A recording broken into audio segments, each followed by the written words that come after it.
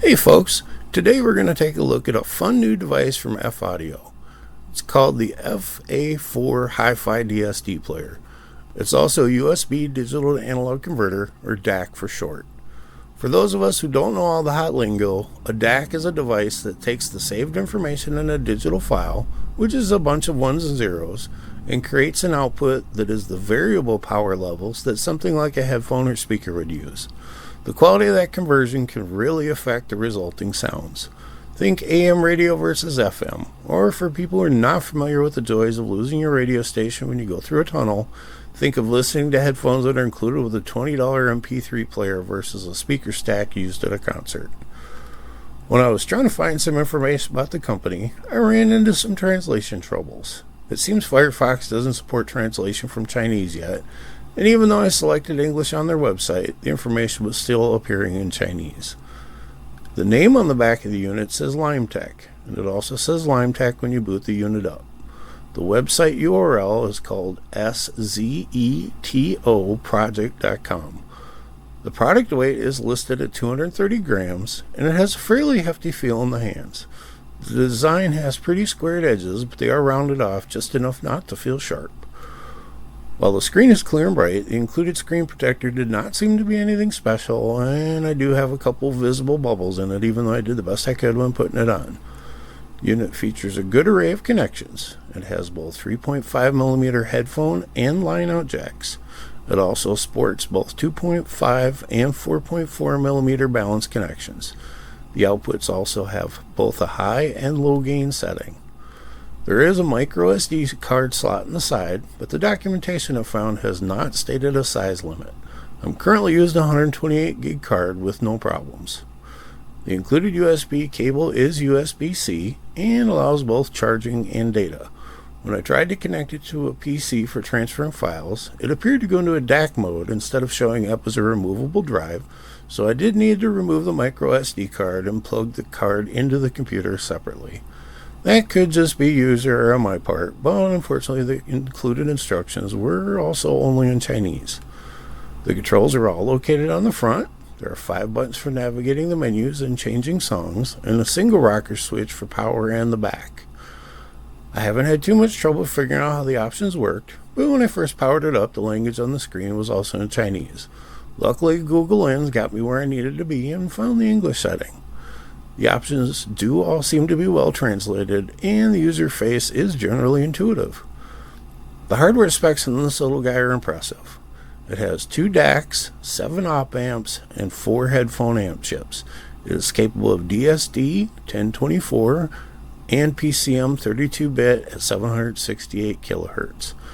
It also claims high-speed file access that can scan 200 gigs of data in only 20 seconds. It supports bidirectional Bluetooth connection and has aptX, HD, AC, SBC, aptX protocols available. That means it can be used either as a Bluetooth receiver or transmitter depending on what you'd like it to do.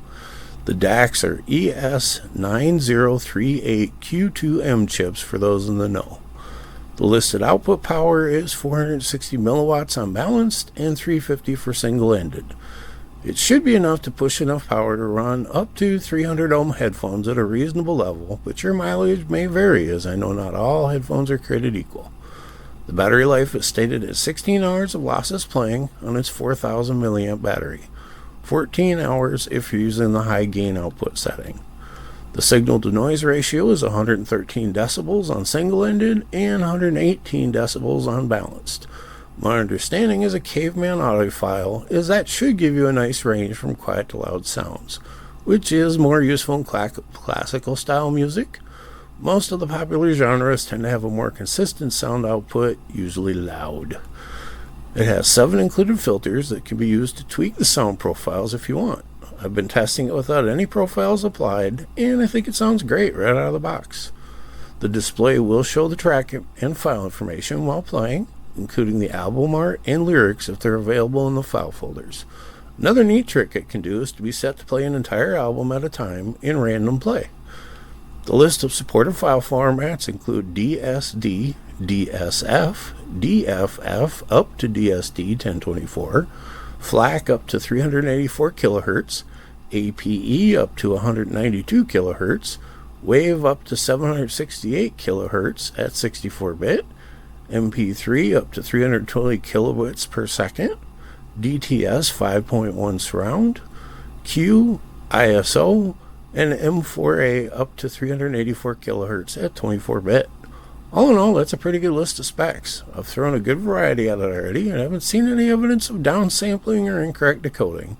I've only been using the 2.5 balanced connections, so can't vouch for all the outputs, but again would rate the sound quality with a highly scientific measure of, I like the way it sounds. Let's talk for a minute about what purpose a device like this serves in the current era of music. Most people are probably going to use their phones as their primary music player. One advantage to that is a phone can also connect to streaming services. I have not so far found options to connect this unit to the internet. Another advantage to the phone is that you already have it with you. This is a separate unit and it has to also be carried around if you want to use it out and about. It's not too heavy and the battery life is good, but I know one of the things I don't like about Spring is losing all the extra pocket space that my jacket gives me. Now that I've given just a couple reasons not to use it, let's talk about places where it makes more sense. I have an auxiliary port in my car stereo, and that's where I like to play it most. It can also be handy in the house to help push a set of beefy headphones or add Bluetooth to an existing home entertainment system. Since I'm not qualified to really judge the quality of these components, I won't offend the true connoisseurs of audio amazingness by saying it would work as a high-end DAC. But it can offer a pretty easy-to-use option if you'd like to fiddle around with trying out a different rendering system for your sounds.